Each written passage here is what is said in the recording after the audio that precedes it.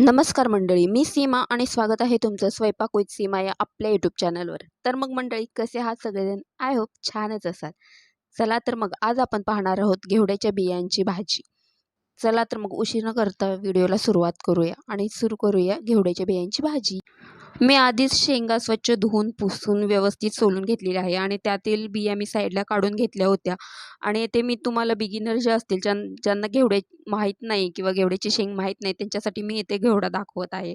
ही बघा, अशी शेंग असते, मस्त ताजी बाजारातून आणलेली शेंग आहे, जी मी साफ करून ठेवली होती दाखवण्यासाठी। एक काढून ठेवली होती बाजूला, बाकीची मी साफ करून घेतलेली आहे।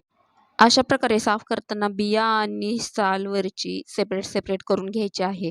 आणि जे तुम्ही नंतर बनवाल ते तुम्ही डब्यामध्ये व्यवस्थित पॅक करून फ्रीजमध्ये ठेवू शकता, त्यामुळे व्यवस्थितही राहतं आणि सुकतही नाही। इथे मी मीडियम टू स्लो गॅसवर बिया भाजून घेत आहे। तवा मी आधीच गरम करून घेतला होता।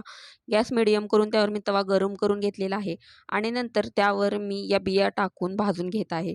बिया भाजून घेताना गॅस नेहमी स्लो टू मीडियम ठेवायचा। एकदम फास्ट केला की बिया व्यवस्थित भाजल्या जात नाहीत, फक्त नुसते काळे चट्टे पडतात आणि बिया व्यवस्थित भाजल्या जात नाहीत। ज्यावेळेस आपण या बिया भाजतो त्यावेळेस त्यातून तुम्ही बघू शकता थोडी थोडी वाफ येत आहे, मस्त भाजत आहेत आणि काळे काळे चट्टेही पडत आहेत, म्हणजे बिया आपले व्यवस्थित भाजत आहे। गॅस नेहमी स्लो टू मीडियम करायचा आहे। एकदम फास्ट केला की मग बियाला नुसतेच काळे चट्टे पडतात, त्या व्यवस्थित आतून भाजल्या जात नाहीत। तुम्ही बघू शकता, इथे मी तुम्हाला दाखवत आहे। बघा किती छान व्यवस्थित बिया भाजून घेतलेल्या आहेत। मस्त बिया भाजून घेतल्यानंतर मी गॅस बंद करून घेतला होता। गॅस बंद करून घेतल्यानंतर येथे बिया थोड्याशा थंड होऊ द्यायच्या आहेत, जेणेकरून त्या थोड्याशा कडक होतील आणि खाण्यास चव देतील। सो त्यानंतर आपण बिया थोड्याशा थंड झाल्यानंतर उकळीमध्ये कुटून घ्यायच्या आहेत। तुम्ही उकळीमध्ये पाहत आहात त्याप्रमाणे बिया कुटून घ्यायच्या आहेत, म्हणजे अर्ध्या कच्च्या करून घ्यायच्या आहेत। खूप बारीक त्याला वाटत बसायचं नाहीये किंवा खूप जाडही तसेच बिया ठेवायच्या नाहीयेत, त्या मस्तपैकी अर्ध्या अर्ध्या करून घ्यायच्या आहेत। व्यवस्थित बिया कुटून घेतल्यानंतर येथे मी मीडियम गॅसवर तवा गरम करून घेतलेला आहे आणि त्यामध्ये एक पळी तेल घालून घेतलेलं आहे। त्यानंतर त्यामध्ये मी 5 ते 6 लसूण बारीक करून घालून घेतलेला आहे आणि लसूण व्यवस्थित फ्राय झाल्यानंतर यामध्ये मी कोथिंबीर, जिरी आणि टोमॅटो तिन्हीही व्यवस्थित मिक्स करून त्यामध्ये घालून घेतलेला आहे आणि टोमॅटो आपल्याला मऊसूत होईपर्यंत फ्राय करून घ्यायचा आहे।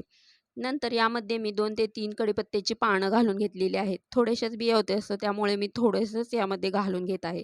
2 ते 3 कढीपत्त्याची पानं घालून घेतल्यानंतर परत टोमॅटो व्यवस्थित फ्राय होईपर्यंत मी येथे फ्राय करून घेत आहे किंवा हलवून घेत आहे। सो त्यानंतर यामध्ये आपण काळं तिखट घालून घ्यायचं आहे। येथे मी 1 चमच काळं तिखट घालून घेत आहे। तुम्हाला जसं हवं असेल तिखट त्याप्रमाणे तुम्ही यामध्ये घालून घ्यायचं आहे। काळं तिखट घालून घेताना नेहमी गॅस बारीक करायचा आहे, नाहीतर आपल्याला तिखटाचा ठसका लागू शकतो। सो त्यामुळे गॅस बारीक करून घ्या आणि नंतरच त्यामध्ये काळं तिखट घालून घ्या आणि नंतर वरून चवीपुरतं मीठ घालून घ्यायचं आहे आणि हे व्यवस्थित फ्राय करून घ्यायचं आहे किंवा हलवून घ्यायचं आहे। 1 मिनिटभर स्लो गॅसवर हे मिश्रण व्यवस्थित फ्राय होऊ द्यायचं आहे। व्यवस्थित फ्राय झाल्यानंतर हे व्यवस्थित हलवून घ्यायचं आहे आणि यामध्ये नंतर बिया घालून घ्यायच्या आहेत। येथे मी बिया घालून घेत असताना त्या थोड्याशा कोमट गरम असल्यामुळे त्या उकळीलाच चिटकून बसल्या आहेत। सो त्यामुळे मी त्याला चम्मचने परत बाहेर काढून त्यामध्ये घालून घेतलेले आहेत आणि व्यवस्थित त्याला मसाला लागेपर्यंत फ्राय करून घ्यायचा आहे। पूर्ण मसाला त्याला बियांना लागेपर्यंत फ्राय करून घ्यायचा आहे। पूर्ण प्रोसेस ही आपण स्लो गॅसवरच करणार आहोत। गॅस मीडियमही करू नका आणि फास्टही करू नका। गॅस स्लोच ठेवा आणि त्यावरच हे बिया वगैरे मस्त फ्राय करून घ्या। तुम्ही बघू शकता इथं मसाला पूर्ण बियांना लागलेला आहे। मी व्यवस्थित फ्राय करून घेत आहे। आता 1 ते 2 मिनिट असंच ठेवा, गॅस बारीक करा आणि व्यवस्थित त्याला फ्राय होऊ द्या। मसाले वगैरे व्यवस्थित लागले की परत एकदा त्याला हलवून बघा। येथे आपली भाजी तयार झालेली आहे, तुम्ही बघू शकता।